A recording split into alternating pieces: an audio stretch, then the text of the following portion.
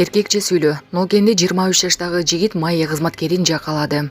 Ноокен районунда жол кыймылынын коопсуздугун көзөмөлдөө башкармалыгынын кызматкерлерине кол көтөргөн жаран кармалды. Бул тууралуу Жалал Абад облустук ички иштер башкармалыгы кабарлады. Кече 18 октябрь майя кызматкери милицияга арыз менен кайрылган.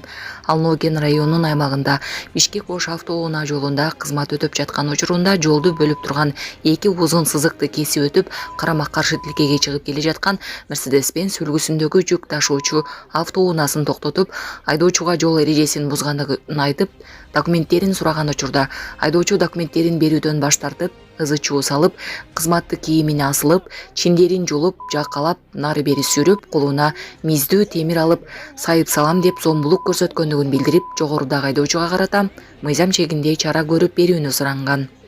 Бул факты боюнча кылмыш жаза кодексинин 280-беренеси менен кылмыш иши козголгон. Тергөөнүн жүрүшүндө майя кызматкерин жакалаган Оштун Ноокат айыл аймагынын 2001-жылы туулган тургуну экендиги аныкталган. Ал өзүнүн берген көрсөтмөсүндө күнөөсүн толугу менен мойнуна алып, өкүнүп жатканын билдирген. Жогорудагы айдоочу убактылуу кармоочу жайга киргизилип, учурда тергөө амалдары жүрүп жатат.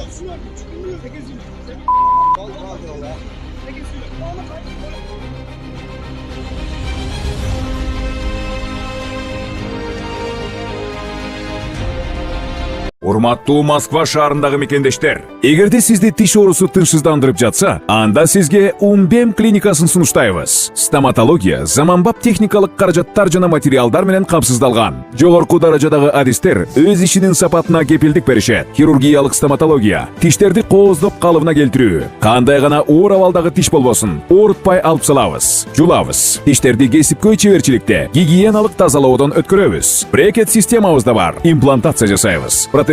Металлокерамика, цирконий жана башка түрлөрдү колдонуу менен сиз каалаган сапатта тиштериңиздерди оңдоп түзөп, салып жана тазалап беребиз. Биздин дарек Москва шаары, ВДНХ метросу, Кондратюка көчөсү 2, байланыш номеру +7 925 103 22 55. Тышкы иштер министрлиги Москвада кыргызстандык кыз зордукталды деген окуя тууралуу маалымат берди.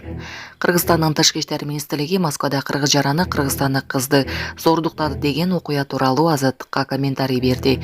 Мекемеден билдиргендей, зордуктоого шектелген жигит жана кыз Кыргызстандын ички иштер министрлигинин Москвадагы өкүлчүлүгүнө чакыртылган. Алар экөө тең Орусиянын жарандыгын алган үчүн түшүндүрүү иштери жүргүзүлүп, кызга Орусиянын укук коргоо органдарына кайрылуу кеңеши берилген.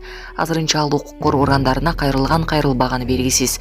Сөз болуп жаткан эки жаран тең окуя тууралуу комментарий бере элек.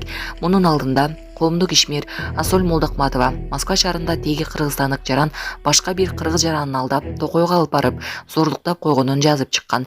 Мындай аракетке барган адам жабырлануучуну видеого тартып, аны интернетке таратып жибергени маалымдалган. Молдокматова бул окуяга байланыштуу Тышкы иштер министрлиги реакция жасаганын белгилеген. Буга чейин Орусиянын Санкт-Петербург шаарындагы кыргызстандык кыздын алдынчы кабаттан кулап кеткен окуя боюнча эки кыргыз жараны шектүү катары кармалган.